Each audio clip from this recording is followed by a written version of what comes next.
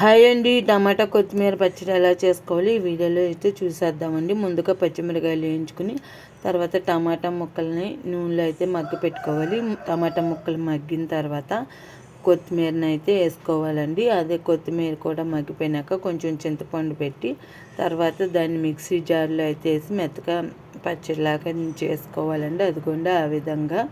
తర్వాత దాన్ని పోపు అయితే పెట్టుకోవాలండి. పోపు కోసం అదిగోండి నూనె తాలింపు దినుసులన్నీ వేసుకోవాలండి పోపు కోసం. అవి నూనె కాగిన తర్వాత తాలింపు దినుసులు ఎల్లుల్లిపాయలు వేసి వేగినాక శనగపప్పు, ఆవాలు, జీలకర్ర అన్నీ అయితే వేసుకుని బాగా వేయించుకోవాలండి.